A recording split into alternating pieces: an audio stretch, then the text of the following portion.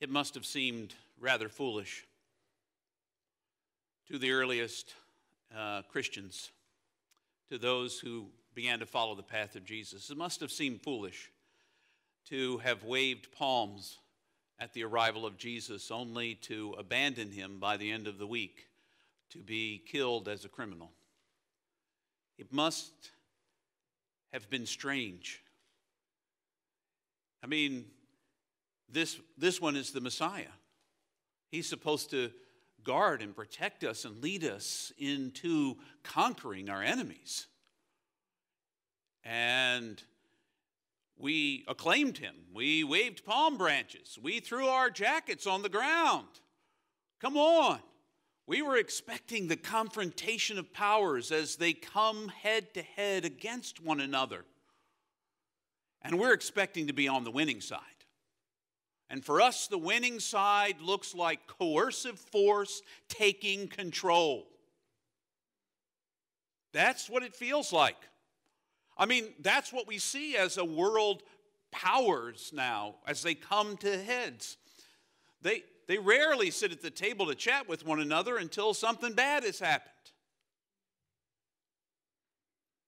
Russia getting concerned about Putin getting concerned about his legacy, invades Ukraine with no provocation. You know, the kinds of violence that is done all around us in the name of power, that's not lasting at all. And yet, Jesus' followers, maybe not to a person, but it took getting through the resurrection before they even began to understand with resurrection eyes what this whole Holy Week was about. Now, so we've got an advantage. I don't think I'm talking to anyone, certainly not in the room, but online either. I doubt that I'm talking to anyone who doesn't basically know the story and understand that Christianity recognizes or proclaims a resurrected Jesus, a Christ that comes back, not just as a reanimated corpse, but with a whole new quality of life. But that's for next week. That's for next week. This week we have to wander our way through the lessons that we are meant to learn about the death that Jesus faces. Is it a sacrifice purely that God demands, or is it a sacrifice that we demand? Is it what we need to feel good? I want to say to you, death is a very uncomfortable subject. If you don't think it's an uncomfortable subject, I'm really pleased for you. But I haven't talked to anyone in life who doesn't find talking about death challenging. Even the people who talk about it regularly. Even the people who, for instance, are hospice chaplains and talk about death all the time. The conversation is hard. That may, because it asks us to recognize we're limited. It asks us to recognize that there is an end. It asks us to wonder what will betray us into death. Will it be our bodies as we age and it no longer functions and we slip in to death? Will it be our bodies with some catastrophic illness that takes us, or cancer or something along those lines? Is it something like that, or will it be sudden? But you have the conversation and it asks us to not envision ourselves in this form anyway as forever people. I think that's partially why as a country, and not just in this country, but probably spreading around the world by our example, that we deify youth. Because we're always excited to see somebody vibrant and full of life in their 20s, but get to be in your 60s or 70s, 80s or 90s, and you're not quite as celebrated. Well, unless you're running for president, apparently. But that's a side issue. That's a side issue altogether.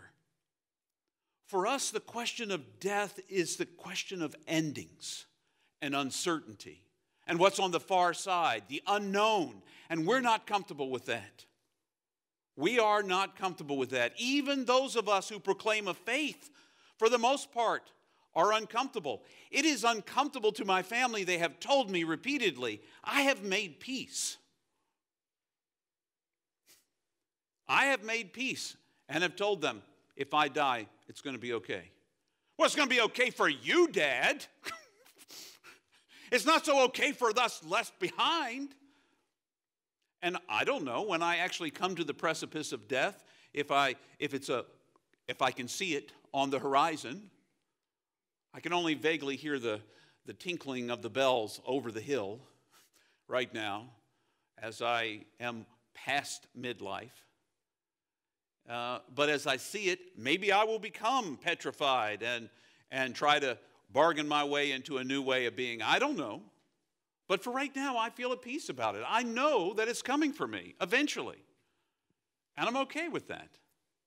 I'm okay with that because I want to live right now like it matters. And that's what finitude as an example is all about. And so we come to the story that shapes what we'll be looking at today. The clash of powers has happened. Jesus, the gentle Prince of Peace, true peace, comes marching in, not so much marching in, but comes in kind of in a parade on the east end of Jerusalem. And Pilate, with all of the pomp and circumstance of military power, physical power, enforceable power, comes in on the west end. And perhaps, if none of you know, you might wonder what the outcome will be. Will Jesus, Son of God, Prince of Peace, win? Will he win by force of arms? Will everyone in the city take up arms and crush the Romans? Or will something else happen? Well, something else happens. So Jesus, we're picking up in Luke chapter 22, verse 47. And it's the arrest of Jesus in the garden. He's gone to the garden, spent time in prayer, asked for the cup to be taken away. We'll talk about that on Good Friday this week in our online-only service. But this is the arrest. While Jesus was still speaking, a crowd appeared, and the one called Judas, one of the 12, was leading them. He approached Jesus to kiss him.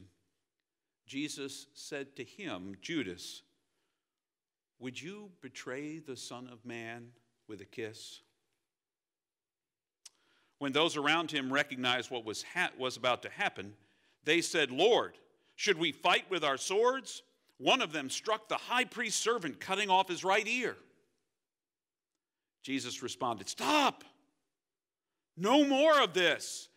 He touched the slave's ear and healed him. Then Jesus said to the chief priests, the officers of the temple guard, and the elders who had come to get him, have you come with swords and clubs to arrest me, as though I were a thief? Day after day I was with you in the temple, but you didn't arrest me. But this is your time, when darkness rules. And then speaking once more, after the trials, which we'll talk about on Friday. It was now about noon. Darkness covered the whole earth, about 3 o'clock, while the sun stopped shining.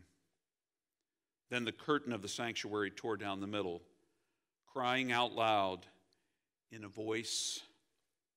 Jesus said, Father, into your hands I entrust my life.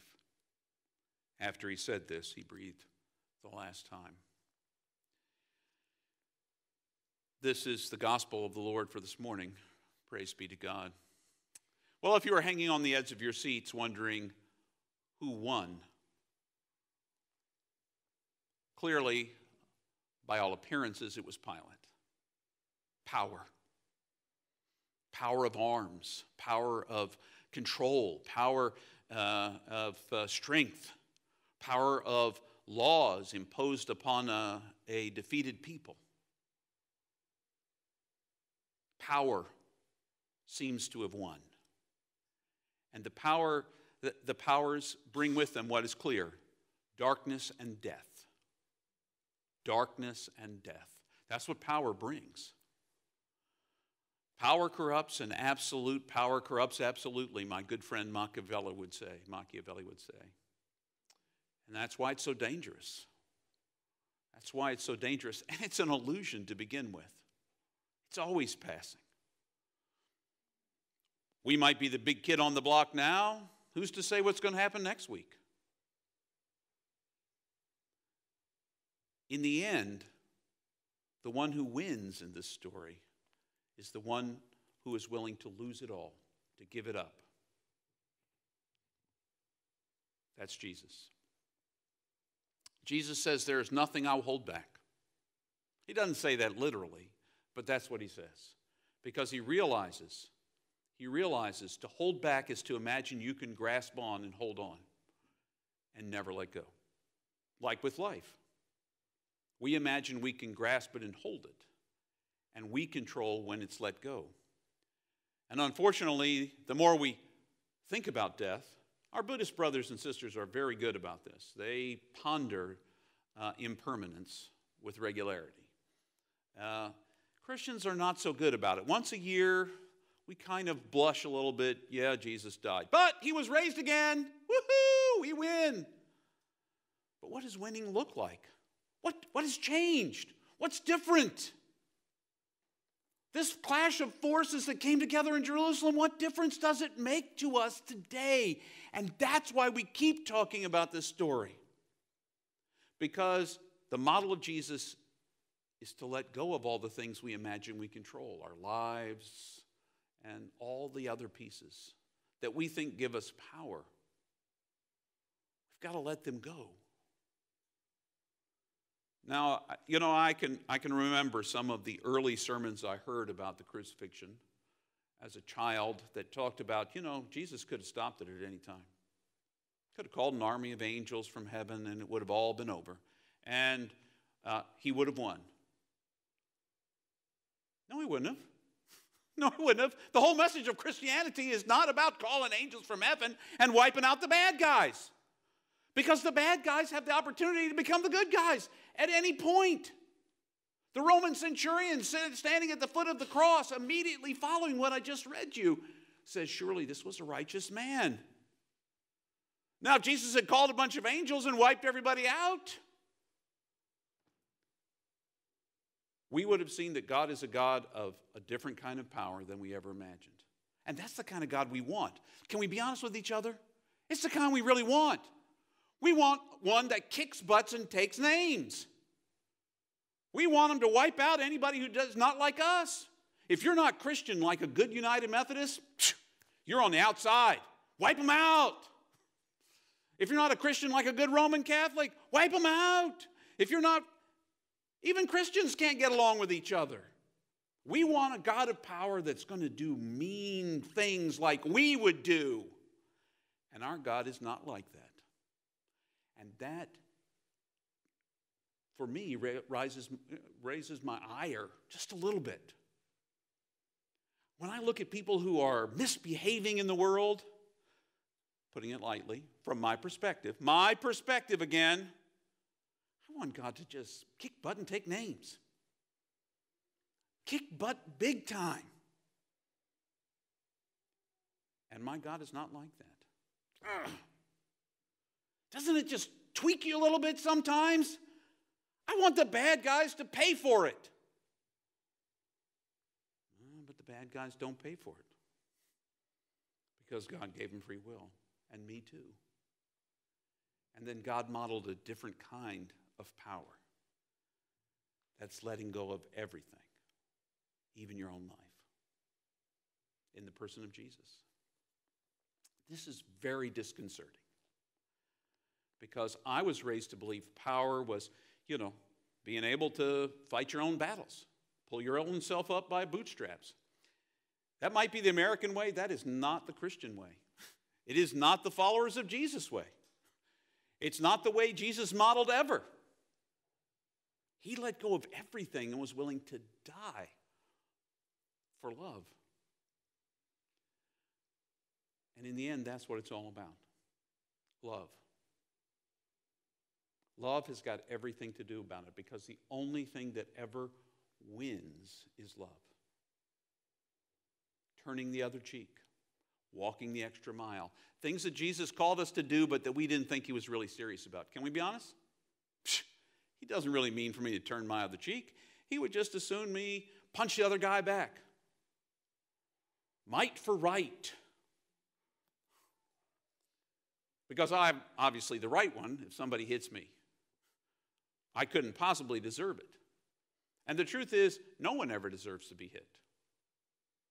No one ever deserves any kind of violence be done them. Ever. Emotional, physical, intellectual, spiritual. And yet we do it to each other all the time. Jesus invites us to a different way. And that's why Holy Week is uncomfortable for us.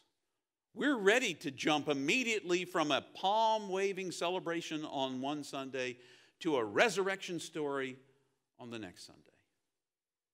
Because that's the most comfortable way to accommodate Christianity into our lives. Because in both instances, we get a triumphant Jesus. He wins big time. But he has to die first. He has to die first. In order to win, in order to be resurrected, in order to have a new quality of life, we have to be willing to die to the old way. Now, for some people that might be literal, but for most of it's figurative. When I demand my own way over and against everybody else's, that has to die. When I want the most toys, that has to die. When I want to get the last word in every argument, that has to die. When I want to get away with hating the people who aren't like me, that has to die. It has to die so I can have a new quality of life. That idea that my ego needs to be the center of everyone's attention, that's got to die. It's the only way I get that new resurrected quality of life, and that's what Jesus means when he says, take up your cross and follow me. Take up your cross and follow me. Because the way of life that makes you in charge and the boss of everything and imagine you're in control, that has to die. Now, if you're like me, this is not a comfortable message. I like that part of me. I like being boss of my life as if I really am. But I like the feeling that I am, or my illusion that I am. And I want to keep it that way. It's a good illusion. Who else better to be in charge of my life than me? Hello? God. But I got to die to being in charge then. I don't like this idea. Who cares? It's the model Jesus put out there.